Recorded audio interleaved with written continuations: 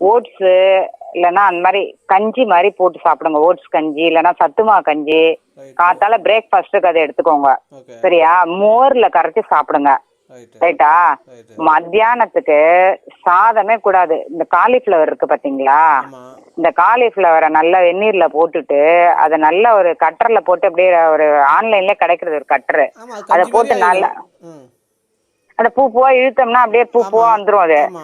அது ஆவியில இட்லி வடித்தட்டு மாதிரி போட்டு ஒரு இட்லி பாத்திரத்துல வச்சு ரைட்டு. ஆவியில வேக வச்சுட்டு அதை குழம்பு ரசம் போட்டுட்டு சாதம் மாதிரி ராத்திரி மத்தியானத்துக்கு சாப்பிடுங்க. லஞ்சு நிறைய நெய் குத்திண்டு சாப்பிடுங்க. அப்போ உங்களுக்கு நல்ல ஃபில்லிங்கா ஆயிடும் வயிறு மத்தியானத்துக்கு. ஓகே. ஓகே. ராத்திரிக்கு பன்னீர் இருக்குல்ல, பன்னீர் ஒரு 100 கிராம் அது ஒரு இந்த பால்ல. கொழுப்பு இல்லையா அது ஆக்சுவலா? அது கிடையாது. இல்ல, நீங்க அதான் நான் சாதமே நீங்க நிறுத்திட்டீங்கன்னா இதை தாராளமா தைரியமா எடுத்துக்கலாம். ஓஹோ. ஆமா, அரிசியில பண்ற தோசை இட்லி எதுவுமே சாப்பிடக்கூடாது. கண்டிப்பா தொடக்கூடாதுன்னு முடிவு வச்சுட்டு இந்த டயட்டை நீங்க பண்ணுங்க. கண்டிப்பா ஒரே இன்சுலின்லாம் போடவே கூடாது. இன்சுலினா கம்ப்ளீட்டா நிறுத்திடணும். இப்போ நான் இதுக்கு இந்த டயட்டை இந்த 5ஆம் தேதி எனக்கு ஒரு SBA1C எடுக்கலாம். அதை பார்த்துட்டு சரி. அதுக்கப்புறம் இந்த இந்த டயட் நாங்கள் இது பண்ணி பார்க்குறேன், கண்டினியூ பண்ணி பார்க்குறேன். ஆமா ஆமா ஆமா, நீங்க என்ன பண்ணிருங்க, ராத்திரிக்கு என்ன பண்ணணும், நல்ல பன்னீரை ஒரு 100 கிராம் பன்னீரை ஓகே. கட் பண்ணி நல்ல காய்கறி போட்டு கிரேவி மாதிரி தக்காளி எல்லாம் அரைச்சி விட்டு, நீங்க தான் வெங்காயம் எல்லாம் சாப்பிடுவீங்களே, ஆமாம். தக்காளி வெங்காயம் எல்லாம் பன்னீர் கிரேவி மாதிரி நல்லா ஒரு கப்புல நல்லா 4-5 ஸ்பூன் நெய்யை விட்டு. எனக்கு இங்கே நல்ல 2-3 ஹோட்டல்காரங்களும் நல்ல தெரிஞ்சவங்களே இருக்காங்க. அங்க விட்டா போய் கிரேவி வேணும் கேட்டிருந்தா ஜம்முன்னு பன்னீர் கிரேவி.